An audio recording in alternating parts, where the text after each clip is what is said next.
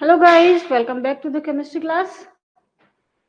चलिए, so last class में हम लोगों ने I think properties of phenol discuss कर लिया था। Kolbe, Reimer Tiemann and oxidation of phenol.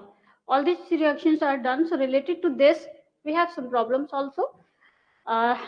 Like if you are given convert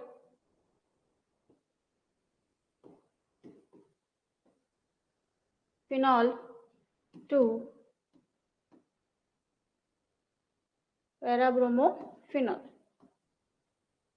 Now you have to keep in mind, as here we have to convert only in the para-bromo product. That means कि हमें चाहिए कि जो halogen है वो सिर्फ para position पे आए, और अगर हेलोजन हमें सिर्फ पैरा पोजीशन पर चाहिए दैट मीन्स हम डायरेक्टली ब्रोमीन वाटर में पास नहीं कर सकते फिनॉल को। क्यों? क्योंकि फिनॉल में जो OH लगा हुआ है वो रिंग को काफी ज्यादा एक्टिवेट करता है, और ये हमें कहाँ से पता चलता है? रेजोनेंस से।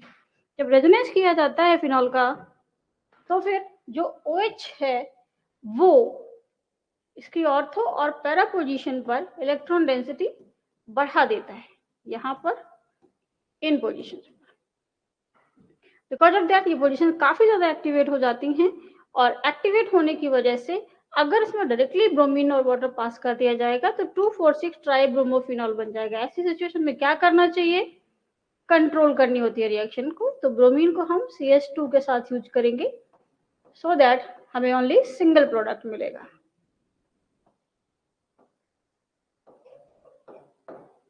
Br here, okay? So ये चीजें हम ऑलरेडी डिस्कस कर चुके हैं, ठीक है? नाइट्रिक एसिड में पास करने पर क्या होता है? Same problem. नाइट्रिक एसिड हम लोग डालते हैं किस लिए? ताकि नाइट्रेशन कर सकें हम लोग बेंजीन रिंग का प्रेजेंस ऑफ OH ग्रुप।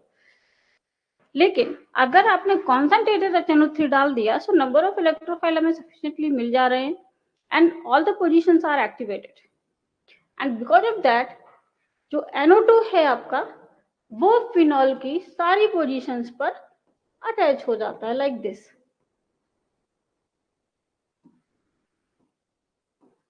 क्या बनेगा? कॉन्सेंट्रेटेड में 2,4,6 trinitrophenol, this is called TNP। हमें क्या चाहिए? डाइल्यूट किए HNO3 में पास करिए। फिनॉल को डाइल्यूट HNO3 में अगर आप पास करेंगे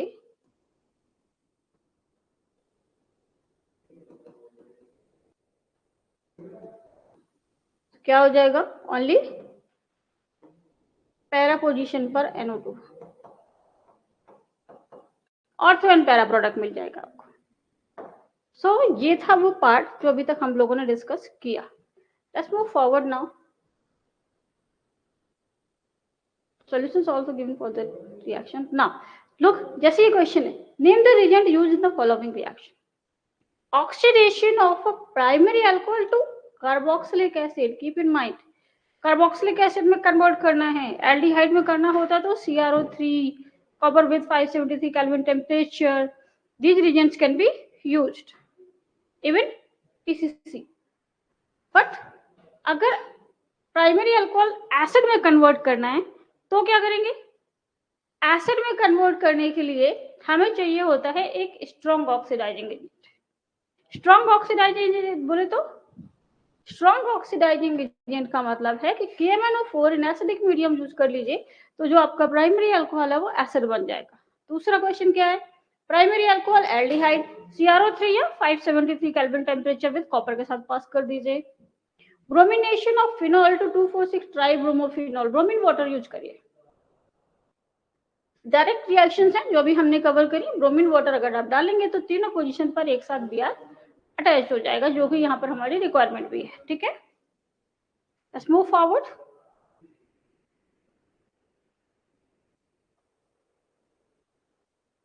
These are the reactions for the electrophilic substitution of benzene and some other derivatives. Friedel-Crafts alkylation and acylation of anisole.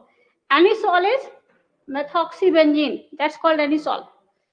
Anisole में Friedel-Crafts alkylation, Friedel-Crafts का आइडेंटिफिकेशन होता है ये anhydrous AlCl3, Anhydrous ClCl3 is identification of Huddlecraft reaction. CH3Cl is given for the electrophile to generated. तो यहाँ पर CH3 plus electrophile जो है वो आपका जनरेट हो जाएगा, जो कि अब क्योंकि यहाँ पर ऑक्सीजन पर लोन पेयर है, ये लोन पेयर इसको अगेन ऑर्थो पैरा डायरेक्टिंग बनाएगा, तो जो आने वाला इलेक्ट्रोफाइल है वो ऑर्थो और पैरा पोजीशन पर आएगा। ये पैरा पोजीशन है, ये ऑर्थो पोजीशन है। मेजर प्रोडक्ट हमेशा पैरा का होता है, पिछले चैप्टर में भी हम बात कर चुके हैं। क्यों?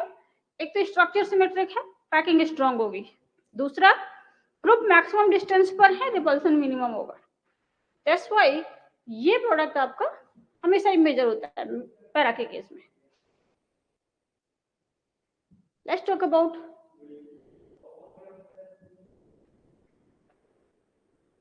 Nitration in similar way, like HNO3 with H2SO4 पास कर दीजिए, हो जाएगा नाइट्रेशन। ब्रोमिनेशन करना है, ब्रोमीन Br लग गया, ठीक है। क्यों? OCH3 is ortho para directing group, Br2 तो सिर्फ इलेक्ट्रोफाइल जनरेट करने के लिए है, तो Br से हमें एक Br प्लस इलेक्ट्रोफाइल मिल जाएगा, जो कि आपका पैरा पोजीशन पे और ऑर्थो पोजीशन पर अटैच हो जाएगा। That's it, question solve. Okay, चलिए नेक्स्ट सेक्शन जो है that is of the commercially important alcohol. ऐसे अल्कोहल जो इंडस्ट्रियली काफी यूज होते हैं, ठीक है। मेथनॉल सबसे पॉपुलर क्वेश्चन इसका जो कई बार आया है आपके बोर्ड एग्जाम में, would spirit. Why it's called so? Methanol को वुड स्पिरिट क्यों कहते हैं? क्योंकि मेथनॉल जो है वो वुड के डिस्ट्रक्टिव डिस्टिलेशन से बनता है, ठीक है। Even it's given here destructive distillation of wood, and that's why it's called wood spirit. Okay, दूसरा catalytic hydrogenation of carbon monoxide, CO को हाइड्रोजन के साथ रिएक्ट करा दिया इन प्रेजेंस ऑफ जिंक और क्रोमियम के ऑक्साइड्स। प्रेशर काफी high रखना पड़ता है हमें, टेम्परेचर भी, और हमारा मेथनॉल प्रिपेयर हो जाता है, ठीक है।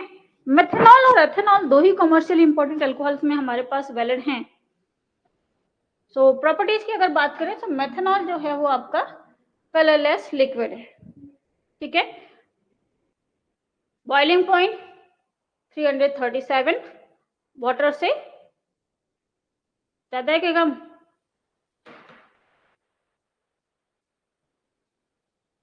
वाटर का कितना होता है?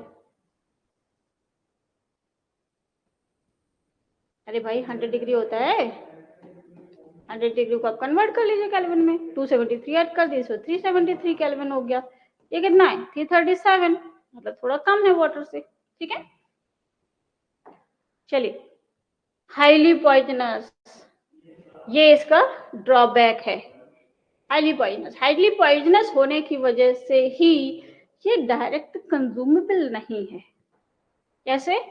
लोग ड्रिंक करते हैं ना, बोलते हैं भाई अल्कोहलिक है, बहुत अल्कोहल कंज्यूम करता है, वो अल्कोहल जनरली एथेनॉल होता है, मेथनॉल नहीं होता, वरना तो निकल ले इंसान पीते पीते ही, ठीक है। बल्कि जब भी कभी ऐसा होता है ना कि कभी कभी न्यूज में हम लोग देखते हैं कि जहरीली शराब बन गई और इसकी वजह से प्रॉब्लम हुआ है, that is because of the somehow production of methanol, क्योंकि लोकल प्रोडक्शन में पता तो होता नहीं है कितना क्या डालना है, तुक्के में चीजें की जाती हैं, अक्सर रेशियो गड़बड़ हो जाते हैं और एथेनॉल की जगह मेथनॉल बन जाता है, एंड वो आपका काफी पॉइजनस हो जाता है, ठीक है। चलिए, जो इनका मेन एप्लीकेशन है मेथनॉल का, वो स्पिरिट के फॉर्म में ही है। स्पिरिट कहाँ यूज करते हैं आप लोग? बहुत सारी जगहों पर, लैब में स्पिरिट आप यूज करते हो, है ना। इसके अलावा सॉल्वेंट्स लाइक जैसे पेंट वार्निशेस वगैरह होते हैं, डाइल्यूटेंट यूज करते हैं ना, जब गाढ़ा हो जाता है तो बोलते हैं थोड़ा सा पतला कर लो यार, कोटिंग सही नहीं आ रही है ना, तो वो सॉल्वेंट जो होता है वो मेथनॉल यूज किया जाता है जनरली। ओके, चलिए बात करते हैं एक और इम्पोर्टेंट एप्लीकेशन की, that is preparation of formaldehyde. Formaldehyde कैसे बनेगा मेथनॉल से? अल्कोहल है, अल्कोहल से एल्डिहाइड कैसे बनेगा? सिंपल ऑक्सीडाइज करने से। कैसे? CrO2 यूज कर लीजिए, कॉपर 573 केल्विन टेम्परेचर यूज कर लो, PCC यूज कर लो। ये सब के सब क्या करते हैं, अल्कोहल को एल्डिहाइड तो बनाते हैं, ये भी बना देगा।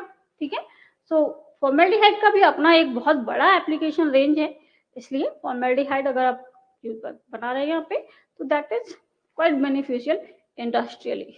ओके, अब आते हैं एथेनॉल पर, अनदर वेरी इंपॉर्टेंट अल्कोहल। और ये वो मेंबर है जो लोग बड़े मजे लेके पार्टी करते हैं, इसको यूज करते हैं। ठीक है, बनता कैसे है, सबसे पहला फर्मेंटेशन किसका, कौन है ये, C12H22O11, ये है कौन, शुगर। मॉलिक्यूलर फॉर्मूला जो है वो शुगर का है।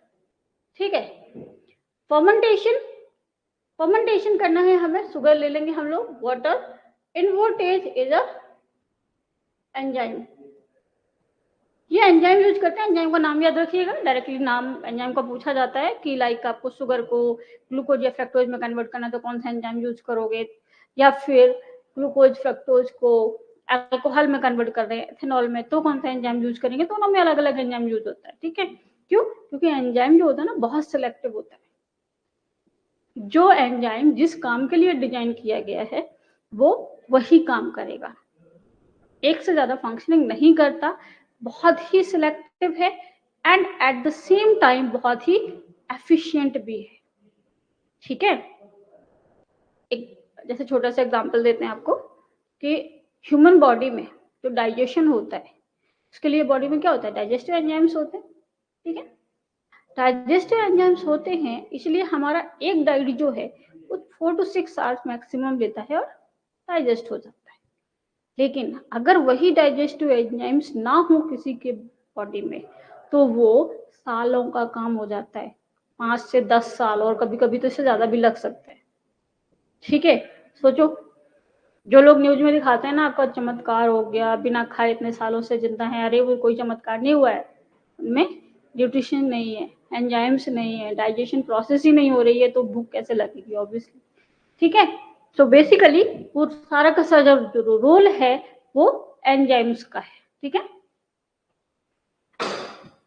दूसरा जो एंजाइम हमें यूज करना है after this conversion, these two molecules, molecular formula आप देख सकते हैं दोनों का सेम है, लेकिन दोनों सेम नहीं होते, एक आपका ग्लूकोज होता है तो दूसरा आपका फ्रक्टोज होता है। ठीक है, दोनों सेम नहीं बनते हैं, अगर ये शुगर है तो ये आपका एक ग्लूकोज बनेगा और एक फ्रक्टोज बनेगा, ये होते हैं। ठीक है, दोनों में डिफरेंस है, बायोमॉलिक्यूल्स आपने पढ़ रखा होगा। ये ग्लूकोज या फ्रक्टोज जो भी आप यहाँ पे लोगे उसमें जाइमेज डालोगे, जाइमेज अगेन इज द एंजाइम, जाइमेज डालोगे तो ये एथेनॉल में कन्वर्ट हो जाएगा, C2H5OH, एथेनॉल बन गया। एथेनॉल बन गया तो हमें जो बेसिकली बनाना था वो बन गया ना, दैट्स इट।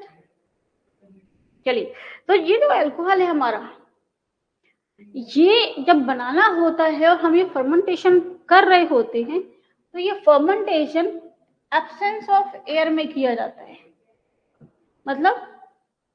मतलब ये कि अगर हवा मिलती रहेगी तो फर्मेंटेशन जल्दी नहीं होगा, फर्मेंटेशन का मतलब होता है सड़ना, सड़ाना किसी चीज को। ठीक है, तो अगर हवा मिलती रहेगी, प्रॉपर ऑक्सीजन सप्लाई रहेगा तो फर्मेंटेशन में टाइम लगेगा। ठीक है, तो हम लोग जनरली एब्सेंस ऑफ एयर में करते हैं। एंड यहाँ क्योंकि फर्मेंटेशन हम बहुत ही स्पेसिफिक रीजेंट का करने वाले हैं और बनाना भी हमें अल्कोहल है, तो अल्कोहल के साथ तो फिर एयर की या ऑक्सीजन की प्रेजेंस में एक प्रॉब्लम और आ जाती है। नॉर्मली फर्मेंटेशन में अगर ऑक्सीजन का प्रेजेंस रहा तो स्लो हो जाएगी process, that's true. In case of alcohol एक और प्रॉब्लम आता है, अल्कोहल फर्दर ऑक्सीडाइज होकर एल्डिहाइड और एसिड में कन्वर्ट होता है, तो वो प्रॉब्लम भी देखने को मिलेगी यहाँ पर। अगर हम लोग एथेनॉल है इसको हम लोग एब्सेंस ऑफ एयर में नहीं बनाएंगे तो ये एथेनोइक एसिड में कन्वर्ट हो जाएगा, मतलब ऑक्सीडाइज हो जाएगा फर्दर। ठीक है, सो इस ऑक्सीडेशन प्रोसेस को भी रोकना है एंड फास्ट प्रोसेस हमें फर्मेंटेशन की भी करनी है, इसीलिए इस पूरे प्रोसेस को हम लोग एब्सेंस ऑफ एयर या मिनिमम एयर जहां पर हो, मिनिमम ऑक्सीजन जहां पर हो, ऐसे एनवायरमेंट में करेंगे। ठीक है, चलिए दूसरा जो प्रोसेस है bye hydration of, it's not ethane, it's ethene, alkene है। ठीक है, एथीन में हाइड्रोलिसिस करेंगे इन प्रेजेंस ऑफ एसिड, तो ये अल्कोहल बन जाएगा, एथेनॉल। ओके, ये तो हम लोगों ने डायरेक्ट मैकेनिज्म में भी पढ़ा था। Let's talk about the properties now. Properties, colourless liquid है, वाइन कलरफुल थोड़ी ना होती है, और होती भी है तो उसमें कलर ऐड किए जाते हैं, नेचुरली नहीं होती है। ठीक है, एंड कलरलेस लिक्विड है, बॉइलिंग 351 टेम्परेचर। ऐसे ज्यादा कोई पूछता नहीं फिजिकल प्रॉपर्टीज में, तो कुछ भी नहीं आता कुछ खास। ठीक है, यूज करने के लिए एज ए सॉल्वेंट यूज कर सकते हैं, ड्रिंकिंग पर्पज में भी काफी यूज होता है। In case of this commercially important alcohol, जो सबसे ज्यादा क्वेश्चन पूछा जाता है वो है डीनेचुरेशन ऑफ अल्कोहल का। What is denaturation of alcohol? Denaturation of alcohol is basically to make alcohol unfit to drink. क्यों भाई? देखो, इंडस्ट्री में जब हम लोग, कोई लिकर इंडस्ट्री होती है और वहां पर जब आपको अल्कोहल बनाने होते हैं, तो जो प्रोडक्शन है, लंबी चौड़ी यूनिट होती है उनके पास। ठीक है, और अगर वो अल्कोहल ड्रिंकेबल रहा तो फिर वो वहीं खत्म हो जाएगा, लिकर इंडस्ट्री के बाहर आएगा ही नहीं। तो इन दैट केस उसको डिनेचुरेट कर लिया जाता है, ताकि एट दैट टाइम उसको कंज्यूम ना करा जा सके। ठीक है, and that process is called denaturation of alcohols. So unfit for drink by mixing some copper sulphate. Copper sulphate जानते हो कौन होता है? CuSO4, this is copper sulphate.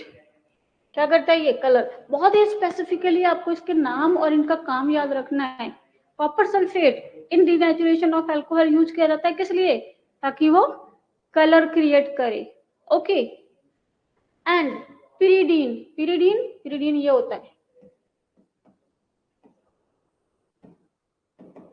ये पिरिडीन है। पिरिडीन क्यों यूज करते हैं? फाउल स्मेलिंग लिक्विड, गंदी सी बदबू जो आती है, that is because of the pyridine. This is known as denaturation.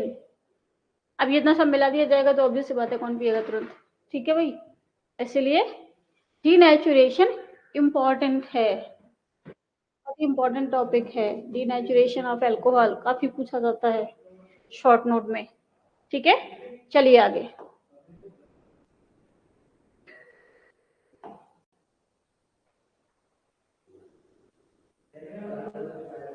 अब आते हैं हम अपने ईथर पर। ईथर क्या होता है भाई? ईथर हमने बिगनिंग में जब क्लासिफाई किया था तब हमने वहां पे ईथर की बात करी थी। ईथर मतलब दो carbon chains connected by oxygen. ठीक है, कार्बन चेन जो है जो ऑक्सीजन से कनेक्टेड है। ठीक है, अब ये कार्बन चेन दोनों अगर सेम हो गई दोनों साइड, लाइक दोनों आर हैं, तो ये कहलाता है सिमेट्रिकल ईथर। और दोनों अगर अलग अलग हैं तो ये कहलाता है अनसिमेट्रिकल ईथर।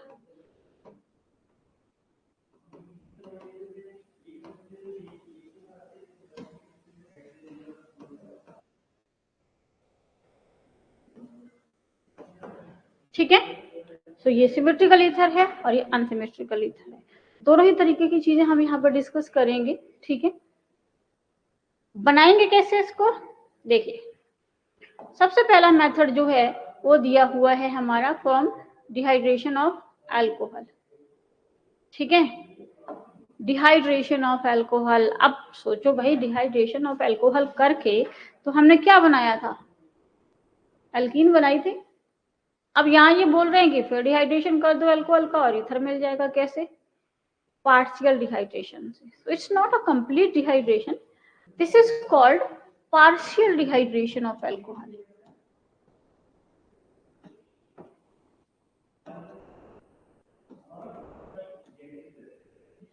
पार्शियल डिहाइड्रेशन मतलब ये कि जैसे एक एथेनॉल है, उससे पूरा वाटर निकाल दिया, ठीक है, यहाँ पे बना लेते हैं इसको H H H H OH, ये एथेनॉल है।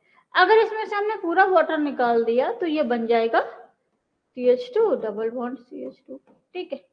लेकिन अगर हम लोग पूरा डिहाइड्रेट ना करें, एक ही मॉलिक्यूल से कंप्लीट डिहाइड्रेशन ना करें, दो मॉलिक्यूल ले लेते हैं ऐसे। अब दो मॉलिक्यूल से अगर आप एक वाटर निकालोगे तब तो डिहाइड्रेशन पार्शियल हो गया ना। तो पार्शियल डिहाइड्रेशन का मतलब ये है, पार्शियल डिहाइड्रेशन का मतलब ये नहीं कि एक मॉलिक्यूल से आधा पानी निकालोगे, नो, आधा पानी जैसा कुछ नहीं होता, ठीक है। हम लोग क्या करेंगे, 1 मोल से पूरा डिहाइड्रेट कर दिया जाएगा तो एल्कीन बन जाएगी, और अगर 2 मॉलिक्यूल कंज्यूम करके एक निकाला जाए तो बन जाएगा पार्शियल डिहाइड्रेशन, ठीक है। अब पार्शियल डिहाइड्रेशन में देखो पॉपुलरली जो मैकेनिज्म आती है वो वही दोनों आती हैं जो हम ऑलरेडी डिस्कस कर चुके हैं। कौन कौन सी, एल्कीन टू अल्कोहल और अल्कोहल से एल्कीन, ये दोनों मैकेनिज्म हम ऑलरेडी डिस्कस कर चुके हैं।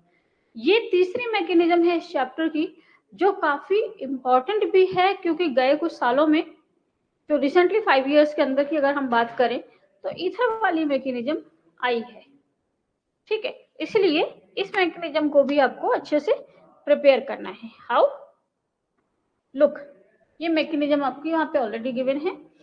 इसका SN2 मैकेनिज्म, SN2 मतलब second order nucleophilic substitution reaction. I hope आप लोगों को याद होगा। क्या करते हैं हम लोग, सबसे पहली चीज तो डिहाइड्रेट करना है। डिहाइड्रेट करना है, मैंने आपको पहले भी बताया था कि OH जो है वो काफी पुअर लिविंग ग्रुप है, आसानी से छोड़ के नहीं निकलेगा, ठीक है।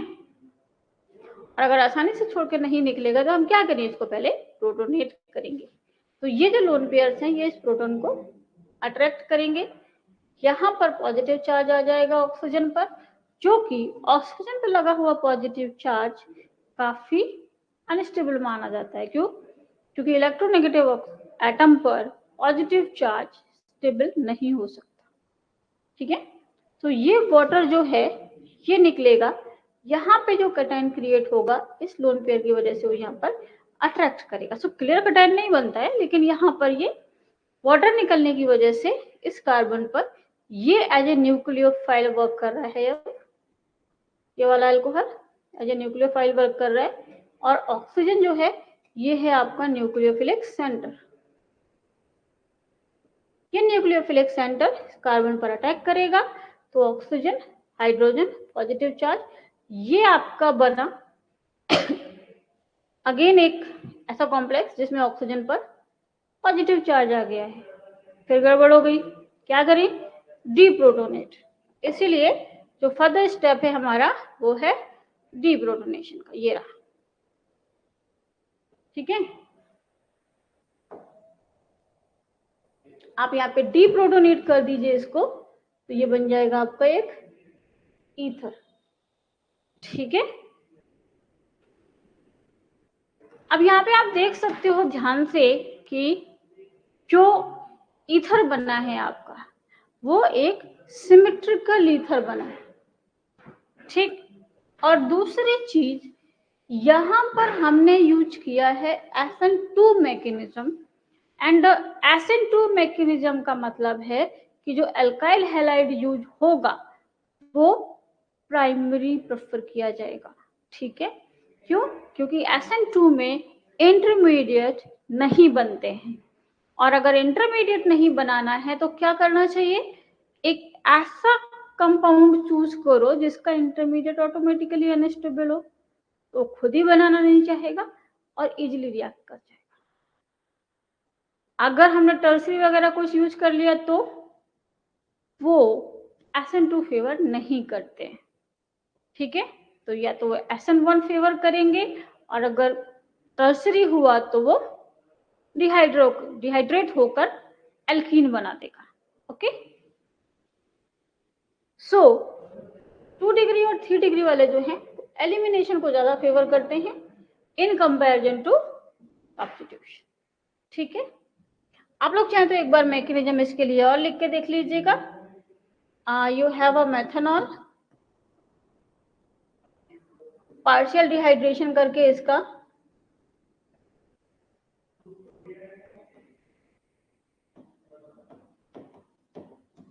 डाइमिथाइल ईथर बनाना है।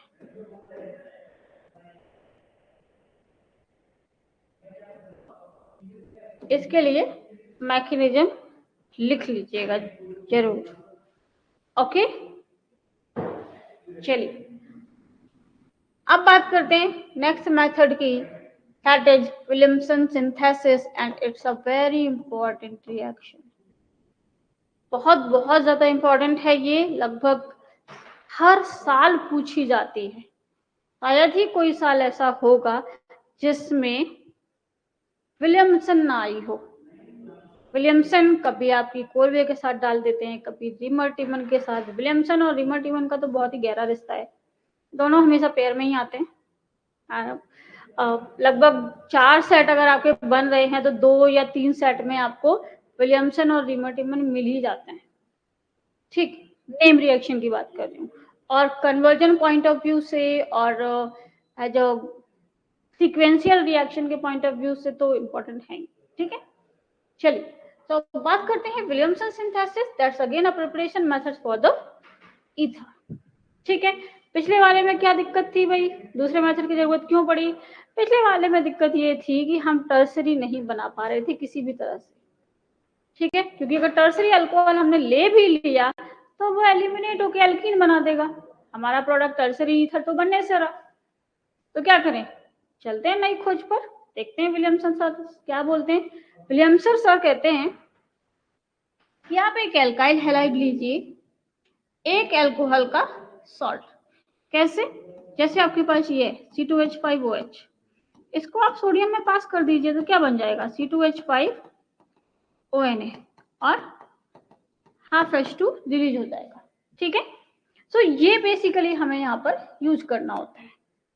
ठीक, RONA का मतलब ये होता है अल्कोक्साइड, हम लोग इसको अल्कोक्साइड बोलते हैं। सो सोडियम है तो सोडियम का अल्कोक्साइड हो गया। ठीक है, सो एल्काइल हैलाइड और अल्कोक्साइड हम यूज करेंगे और ये बना देगा एक ईथर। ओके, एंड NaX, चलो वो तो बाई प्रोडक्ट है तो मैटर नहीं करता। ठीक है, अब देखो भाई प्रॉब्लम अगेन वही आएगी कि ये तो SN2 होता है जनरली, और अगर ये SN2 है तो फिर क्या हम यहाँ पर टर्सरी कभी बना पाएंगे? बनाएंगे, लेकिन थोड़ा सा स्मार्टली। ठीक है, एक होते हैं बनाते जाओ बनाते जाओ बनाते जाओ हार्ड वर्क करने वाले, दूसरे होते हैं स्मार्ट वर्क करने वाले। तो जो यहाँ से टर्सरी बनाएंगे ना वो स्मार्ट वर्क के थ्रू बनाया जाएगा। डायरेक्ट बनाने की कोशिश अगर आप कर रहे हैं ट्रेडिशनल वे में तो यहाँ भी नहीं बना पाओगे। ठीक है, सो 1 डिग्री तो डेफिनेटली फॉलो करेगा, क्योंकि अगेन ये रिएक्शन भी SN2 फॉलो करती है। 2 degree 3 degree elimination. Now the question is कि अगर ये एलिमिनेशन फेवर कर जा रहा है तो फिर टर्सरी बनेगा कैसे? बनेगा कैसे? अरे भाई SN2 के लिए एल्काइल हैलाइड का प्राइमरी होना जरूरी है, न्यूक्लियोफाइल का प्राइमरी होना थोड़ा जरूरी है। ठीक है, यहाँ पर न्यूक्लियोफाइल कौन है? OR minus, this is your nucleophile. ठीक है, OR माइनस। ठीक, अब R भले ही हम लोग सेकेंडरी टर्सरी नहीं ले सकते, क्यों? SN2 कहता है भाई सबस्ट्रेट प्राइमरी होगा तभी मैं रिएक्ट करूंगा, वरना मुझे नहीं करना है। तो ये बेचारा दूसरा पार्ट क्या करेगा?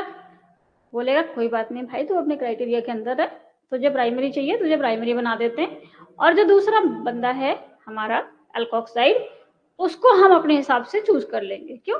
न्यूक्लियोफाइल तो खुश रहते हैं, उनको आप जैसा बना दोगे वो वैसा बन जाएंगे। तो हम लोग क्या करते हैं, यहाँ पर मॉडिफिकेशन कर देते हैं, न्यूक्लियोफाइल को टर्सरी बना देते हैं। ठीक है, ये भी खुश, इस पर कोई लोड नहीं है, इसको कोई फर्क नहीं पड़ता कि आने वाला कौन है, इसको बस इससे मतलब है मुझे प्रॉब्लम नहीं होनी चाहिए। ठीक है, तो इसको प्रॉब्लम नहीं होगी, इसको हम प्राइमरी ही चूज करेंगे, इसको आप सेकेंडरी टर्सरी कुछ भी चूज कर लो चलेगा। एंड इन दैट वे हम लोग इस टर्सरी ईथर यहाँ पे बना सकते हैं। कैसे? जैसे मान लो आपको ये बनाना है CH3 CH3 CH3 और OCH3, ये तो टर्सरी ईथर हो गया। अब ये बनेगा कैसे? It's too complicated right? Actually not. देखो भाई, इसको देख के लग सकता है कि शायद ये विलियमसन से ना बन पाए, ठीक, बन सकता है, लेकिन इसको आप एल्काइल हैलाइड ले लो और इसको ले लो एल्कोक्साइड। सो हमारा क्या होगा? न्यूक्लियोफाइल जो है वो टर्सरी हो जाएगा तो चलेगा। ये टर्सरी न्यूक्लियोफाइल हो गया। ये अब जाके यहाँ पर अटैक करके ये ईथर बना देगा। ठीक है भाई, तो दिस इज हाउ विलियमसन में हम लोग थोड़ा सा स्मार्टली वर्क करके इस रिएक्शन से जो प्राइमरी अल्काइल हैलाइड पर हो रही है उससे ही टर्सरी ईथर बना देंगे। ठीक है, ये इंपॉर्टेंट है। कई कुछ सालों में, पिछले 5 सालों में ये कुछ इस तरह के क्वेश्चंस आपको मिल जाएंगे आपके PYQ सेक्शन में। सो तो फोकस जरूर करिएगा, ये काफी इंपॉर्टेंट सेक्शन है। ठीक है, चलिए अब बात करते हैं एरोमेटिक ईथर का। एरोमेटिक ईथर के साथ भी कुछ ऐसा ही प्रॉब्लम आता है। कैसे? देखो भाई, अब यहाँ पर फिनॉल है, ठीक, फिनॉल में हमने क्या करना है? फिनॉल का ईथर बनाना है। एरोमेटिक ईथर का मतलब और क्या होता है? तो अगर आपके पास फिनॉल है तो आप क्या करोगे? फिनॉल से न्यूक्लियोफाइल बनाओगे कि फिनॉल को सबस्ट्रेट की तरह यूज करना पसंद करोगे? फिनॉल को सबस्ट्रेट की तरह के खैर कैसे ही यूज कर सकते हैं, क्योंकि वो ऑलरेडी उस फिनॉल पर लगा हुआ है और कार्बन और ऑक्सीजन का बॉन्ड हम तोड़ नहीं सकते। हम लोग क्या करेंगे? जो ONA था उसको हम लोग यहाँ पर यूज कर लेंगे,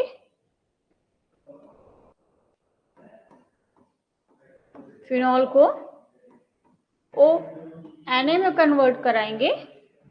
कैसे? अगेन सोडियम पास कर दीजिए, ONA, देन ONA बनाने के बाद ये आपका बन गया न्यूक्लियोफाइल। अब आप इसे किसी भी अल्काइल हैलाइड में पास कर सकते हो। लाइक हमने इसको CH3Cl में पास कर दिया तो क्या होगा? NaCl निकल जाएगा और ये बन जाएगा Anisole OCH3। ठीक, तो जरूरी नहीं है कि नाम आपको IUPAC ही देखने को मिले।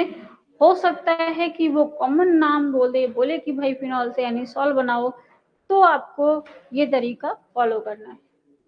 क्लियर? चलिए आगे।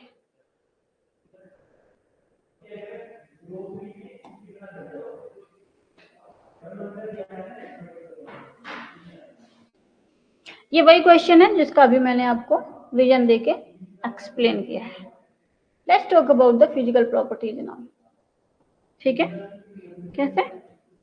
Boiling point, melting point, physical properties के टर्म्स में बात करें तो ध्यान रखिएगा भाई कि जो हमारा ईथर होता है, ठीक है, इसकी फिजिकल प्रॉपर्टीज अल्कोहल के कंपैरिजन में थोड़ा पुअर है। क्यों? वो खुद ही पुअर है बेचारा, दोनों साइड से कार्बन चेन लगी हुई है ऑक्सीजन के ऊपर, ठीक है।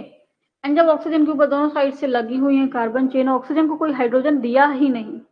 जब हाइड्रोजन नहीं दिया तो अल्कोहल जैसा केस बनेगा नहीं। अल्कोहल जैसे केस का क्या मतलब? अल्कोहल जैसे केस का मतलब है कि जो अल्कोहल होता है आपका, उसमें O के साथ H लगा होता है। O के साथ H लगा होता है तो ये हाइड्रोजन बॉन्डिंग कर लेता है।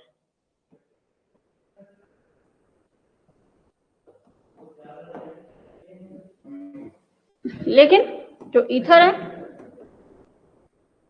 ऑक्सीजन तो है लेकिन हाइड्रोजन से जुड़ा हुआ नहीं है, कार्बन से जुड़ा हुआ है। अब कार्बन से जुड़ा हुआ हाइड्रोजन थोड़ी ना कार्बन से जुड़ा हुआ ऑक्सीजन थोड़ी ना हाइड्रोजन बॉन्डिंग करेगा, ठीक है। क्या होएगा फिर? सिंपल डाइपोल बनता हुआ दिख रहा है। तो डाइपोल डाइपोल अट्रैक्शन की बात आप यहाँ पे कर सकते हो, लेकिन हाइड्रोजन बॉन्डिंग की बिल्कुल नहीं। हाइड्रोजन बॉन्डिंग यहाँ विद इन मॉलिक्यूल तो नहीं होगी, मतलब इंटरमॉलिक्यूलर टाइप की हाइड्रोजन बॉन्डिंग जो अल्कोहल में हो रही थी वो नहीं होगी। इसका क्या मतलब हुआ? इसका मतलब ये कि इंटरमॉलिक्यूलर हाइड्रोजन बॉन्डिंग जो थी वो स्टेबलाइज कर रही थी। इंटरमॉलिक्यूलर फोर्स स्ट्रांग होने की वजह से मॉलिक्यूल स्ट्रेंथ वाला, ज्यादा स्टेबिलिटी वाला बन रहा था, ठीक है। और अगर स्ट्रांग अट्रैक्शन है तो ऑब्वियस सी बात है उसको मेल्ट करना, उसको बॉयल करना लिटिल बिट टफ होता है, क्योंकि फिजिकल प्रॉपर्टीज इंटरमॉलिक्यूलर फोर्स पर ही डिपेंड करती है, ठीक है। ईथर में in comparison to alcohol intermolecular forces weaker है, ठीक है। अगर इंटरमॉलिक्यूलर फोर्सेस वीकर हैं तो इसका मतलब कि इसकी फिजिकल प्रॉपर्टीज भी कम होंगी, वीक होंगी, कमजोर होंगी भाई अल्कोहल के कंपैरिजन में। यस, सो boiling point, melting point ether का इन कंपैरिजन टू अल्कोहल कम होगा अगर हम कंपैरेबल मॉलिक्यूलर मास के साथ एक दूसरे से कंपेयर करते हैं अल्कोहल और ईथर को, ठीक है। सॉल्युबिलिटी की अगर हम बात करें तो ईथर जो है ये पार्शियली सॉल्युबल हो सकता है। Partially soluble in the sense कि जो छोटे मॉलिक्यूल हैं वो कुछ हद तक घुल सकते हैं, ठीक है। कैसे? क्योंकि वाटर जो है उसके हाइड्रोजन तो जुड़े हैं ना ऑक्सीजन से, तो वो जो हाइड्रोजन है ये तो हाइड्रोजन बॉन्डिंग कर सकता है ना, ठीक है। तो इंटरमॉलिक्यूलर हाइड्रोजन बॉन्डिंग ईथर्स में नहीं है, लेकिन ईथर और वाटर के बीच में हो सकती है। और अगर ईथर और वाटर के बीच में इंटरमॉलिक्यूलर हाइड्रोजन बॉन्डिंग हुई तो ये आपका घुलने लगेगा वाटर में। लेकिन हाँ, जैसे जैसे कार्बन चेन बढ़ेंगी, साइज बढ़ेगा, हैवी मॉलिक्यूलर मास कंपाउंड आएंगे, सॉल्युबिलिटी कम होती जाएगी। क्यों? क्योंकि मॉलिक्यूलर मास जो बढ़ रहा है वो जनरली कार्बन चेन की बढ़ने की वजह से बनता है। अगर हम हायर मॉलिक्यूल्स की बात करें तो सेम काइंड में। और कार्बन चेन का जो नेचर होता है वो हाइड्रोफोबिक ही होता है। कार्बन चेन वाटर से इंटरेक्ट नहीं करती जल्दी, ठीक है। सो फिजिकल प्रॉपर्टीज के मामले में ये अल्कोहल से थोड़ा कम है, ठीक है। अब देखो यहाँ पर एक और क्वेश्चन बनता है, ऑर्थोनाइट्रोफिनॉल मोर एसिडिक है ऑर्थोमेथॉक्सीफिनॉल से। देख लो भाई इसको।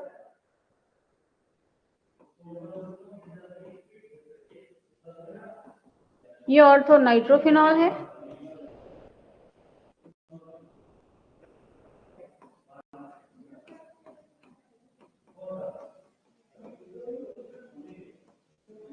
ऑर्थोमेथॉक्सीफिनॉल है, ठीक है।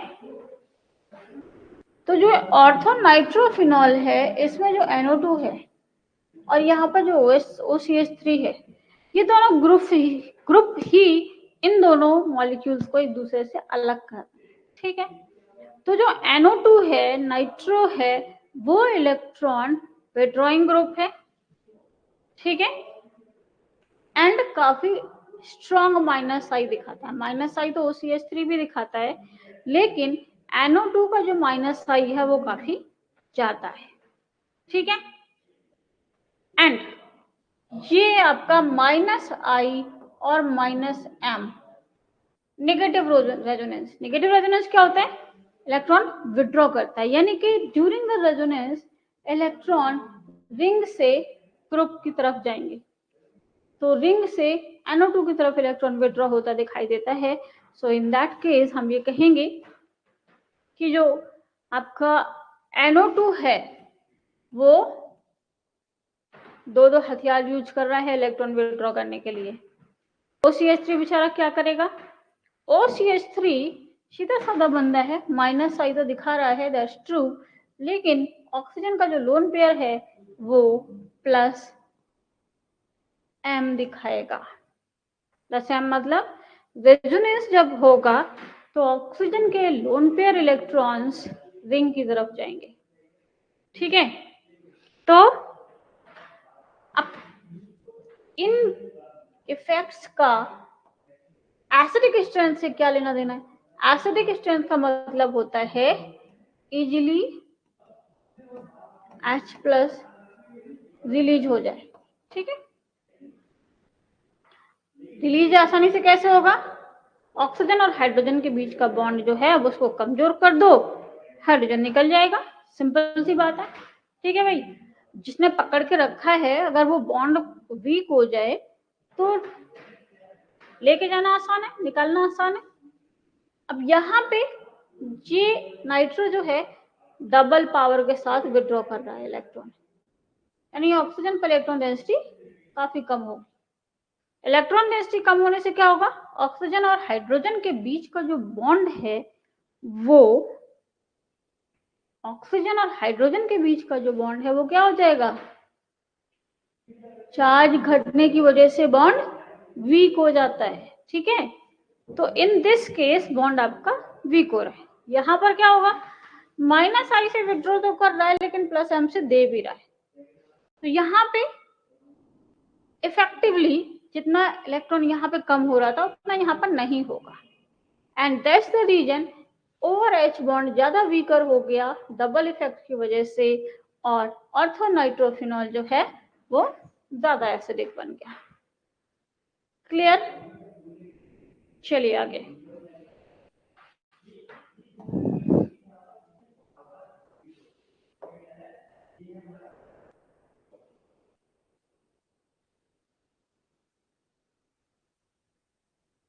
Why higher ethers insoluble in water?